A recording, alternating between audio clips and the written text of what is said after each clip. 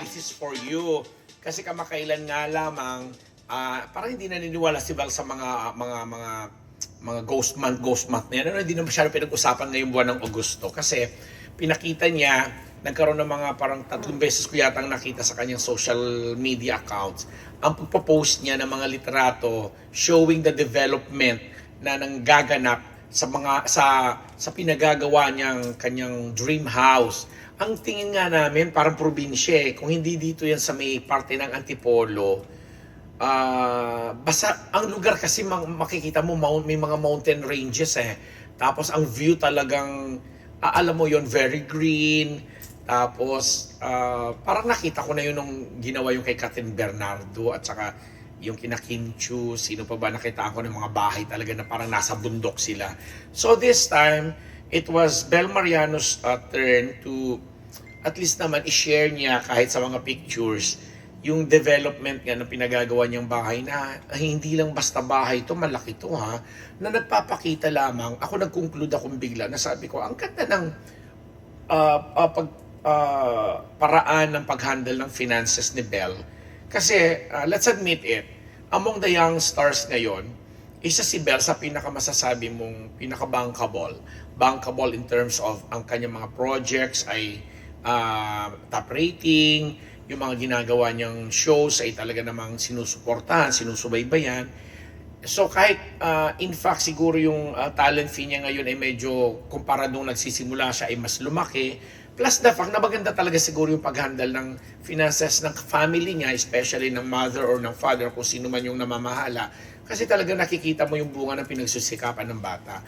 Unlike in the past generation or batches ng mga stars nung araw na naabutan namin, na tipong kahit siguro mga 10 pelikulang blockbuster na ang nagawa ng isang star, para ang feeling namin hindi pa makabili ng kotse o maka-afford man lang bumili ng condominium. Na nag-iba yung ganung platform nun nga na with ito sa mga hinahangaan ko sa ABS-CBN especially o particular sa Star Magic na nagpapatakbo ng kanilang mga career kung saan may mga kontrata to mga artista na to.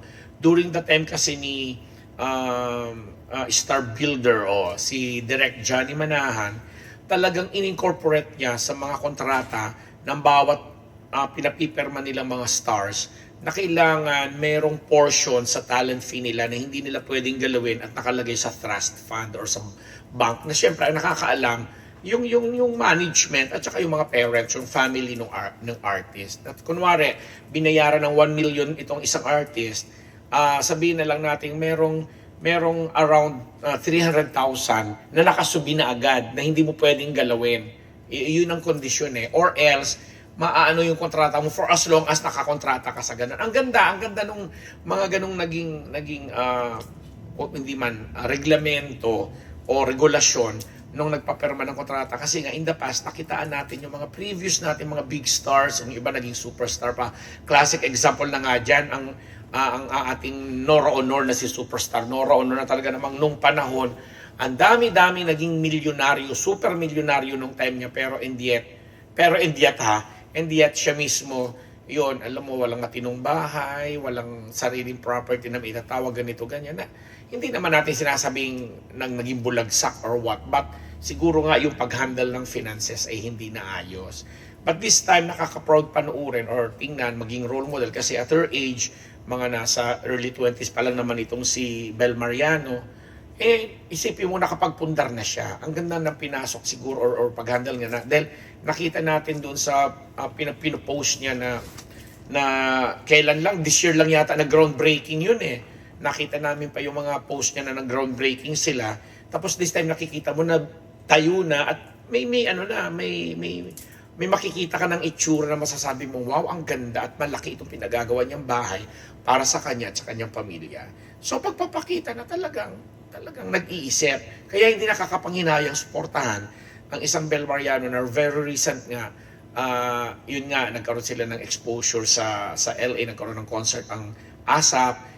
Isa ang love team nila ni Donnie Pangilinan na talaga namang well-received, pinalakpakan, at meron pang ako mga kaibigan sa US na mga subscribers natin dito sa Unbearable Channel na nagkukwento kung paanong nakita nila at naramdaman yung sobrang sweetness ni Belle at saka ni Donnie, at kung paanong may mga iba nga daw na talagang hindi na nahiya, binigyan sila ng mga regalong dollars, hindi na si Papa P ang nagkamal ng mga dolyar doon. And may mga nagbigay ng mga, syempre, mga chocolates, mga mamahaling pabango, may nagbigay ng mamahaling bag, na parang to show their appreciation sa tandem at saka sa saya na binibigay nila every time na may mga projects sila. And habang pinopodcast nga po namin ito, ang alam namin, napag-alaman namin na ang Don Bell or ang Donnie Pangilinan at Bel Mariano tandem ay pagkatapos ng kanilang matagumpay na TV series na Can't Buy Me Love, ay may gagawin po silang project sa Star Cinema. Pinag-uusapan na yun ng another movie nila na magsasama sila uli kasi there was a time na nag-solo-solo sila, si Belle nag-concert mag-isa, nagkaroon din naman ng solo movie itong si Donnie na hindi ganoon kainit yung pagtanggap as individual. Although si Belle sa concert scene, sa music scene, talaga namang may ibang following, huge. Hindi natin masasabi yung kay Donnie nung ginawa niya yung pelikula na talagang mag-isa lang siya at kasama niyang iba. Parang gustong ilihis yung gusto niyang i-try na magkaroon ng solo career. Pero this time, muli silang magsasama and inaasahan nga ng lahat na uling iinit ang kanilang tambayan at tambayan-tambalan as we saw doon sa naging exposure nga nila sa ASAP concert sa America na talaga namang buhay na buhay pa mga fans. Kaya mga Don Bell, magparamdam po kayo dyan. Pero this time, ito nga po gusto lang nating i-congratulate at papurihan si Bel Mariano kasi nakita natin ang pagsisikap niya. At least nakikita natin sa mga kinita niya sa kanyang mga endorsements, sa kanyang mga TV shows at mga engagement abroad, mga singing exposure, etc. Na may kinauuwian ang kanyang mga naiipon. So sa isyong personal, basta chinika lang po sa amin na masayang-masayang friendship nila ngayon ni Donnie Pangilinan. At ito na nga, nagkakaroon na sila ng mga series of mga script reading, mga ganon, at mga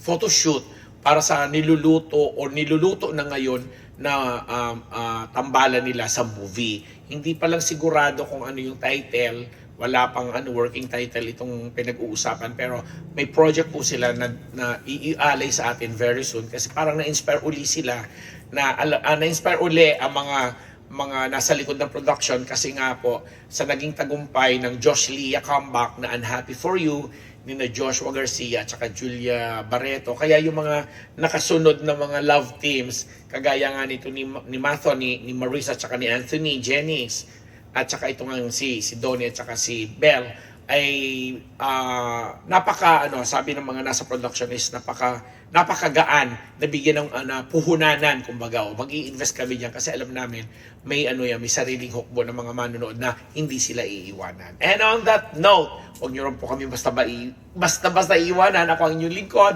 Papa Venerable Abdulaziz, dito lamang sa Venerable Channel. Thank you mga sponsors. Faces and Curves, Ideal Vision, ang Simas Philippines na namimiss ko na, si Colonel Judy Mayuga, ang mga taga-Stat Media at ang Maritas University. Maraming thank you.